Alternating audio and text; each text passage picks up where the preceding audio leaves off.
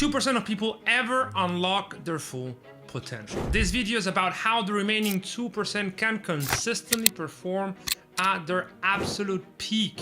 What are the things they do differently, the paradoxes they have to navigate successfully in order to be at their best every single day without hiccups. This is the missing key nobody else has ever told you about that will make all the difference in your life and business.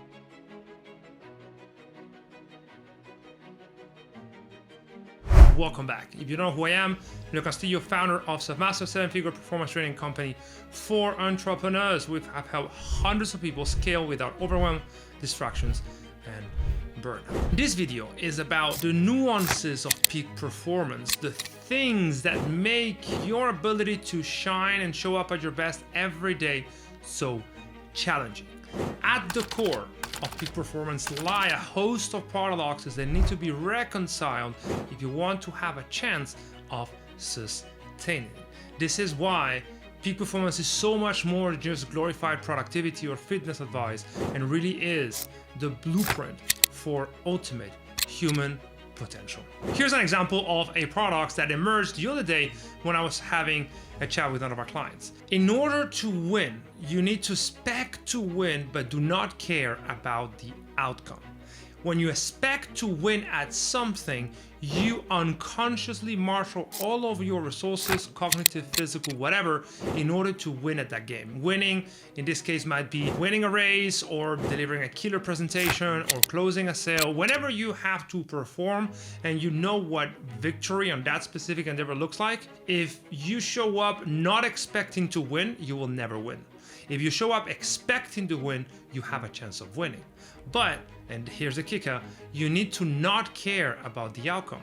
Because when you start caring about the outcome, the rational side of the mind starts judging your performance in the moment that it is happening, which would inevitably lead to self-sabotage. So in order to really show up at your best and stay performing at your best, you need to expect to win, but not care about the outcome.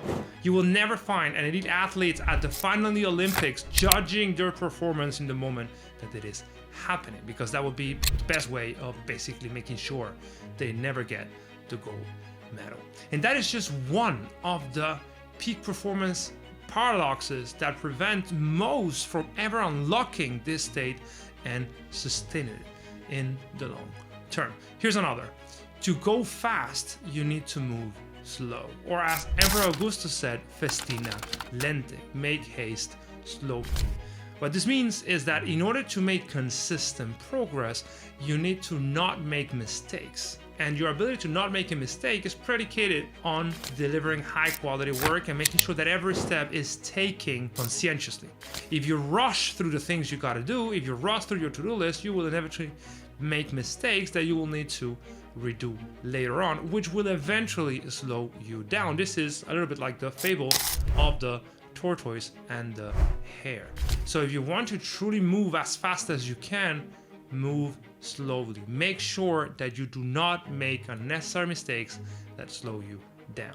Paradox number 3 is that elite performers aim for perfection but love failures and mistakes. How could that be? Well, elite performers are predicated on excellence. But everybody knows that in order to become better, you need feedback. And feedback comes from the failures and the mistakes that you do on your day-to-day. If you never make any mistake, you're not getting outside of your comfort zone enough. You're not daring enough. You're not getting enough data on the right things for you to become better. So at the core of peak performance lies this paradox. You must love perfection because that signals competence, but at the same time, you must be willing to embrace failure and challenges and obstacles because they breed feedback that eventually make you better.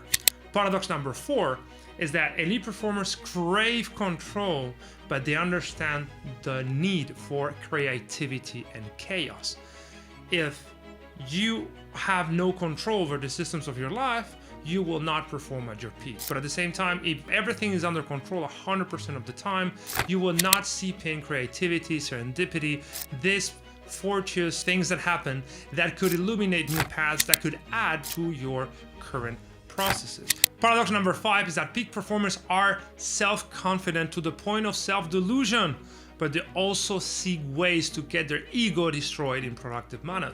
Back to this idea of loving a challenge, loving feedback as a learning tool. If you're consistently pushing and charging forward, at some point you're going to be hitting by obstacles that are going to provide the information you need to rearrange your belief system, reshape your perspective, and illuminate new ways forward. Paradox number 6 is that elite performers thrive under pressure, but cherish rest and recovery. If you're constantly subject to extreme pressure, at some point you will break, because we cannot sustain chronic stress over the long term, which is why the real alpha is found in rest and recovery. It's not how hard you work that makes the difference. It is how hard you rest and how well leveraged you are. So even if under pressure is when we're able to channel momentarily our best self to do what we know we need to do, prioritizing rest and recovery allows us to get to that point in the first place. So that's one more paradox that you need to reconcile.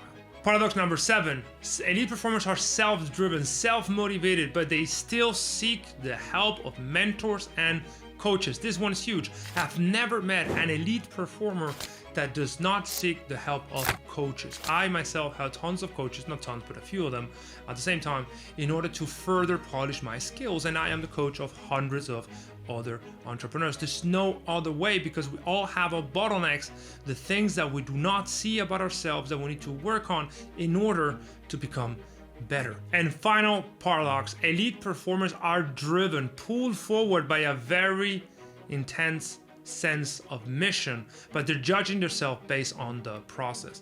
This is a core difference between average and elite performers. Average performers are constantly focused on the goal, on the things they want, and how far they still are from achieving that goal, which is what prevents them from enjoying the journey enough to actually master what needs to be done in order to get to the goal.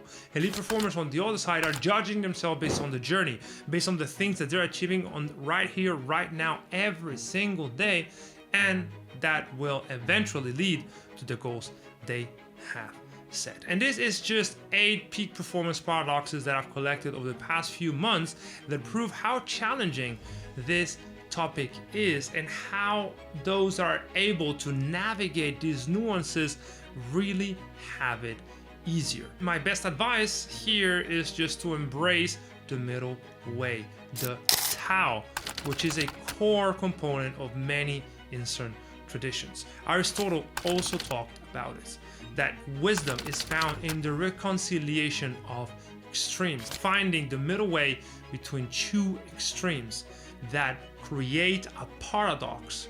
If we're able to navigate the tension between pressure and recovery, if we can navigate the tension between moving fast but acting slowly, we can navigate the tension between expecting to win but never caring about the outcome, or being pulled forward by a vision but only focus on mastering the process, we will sustain peak performance in the long term. See you in the next video.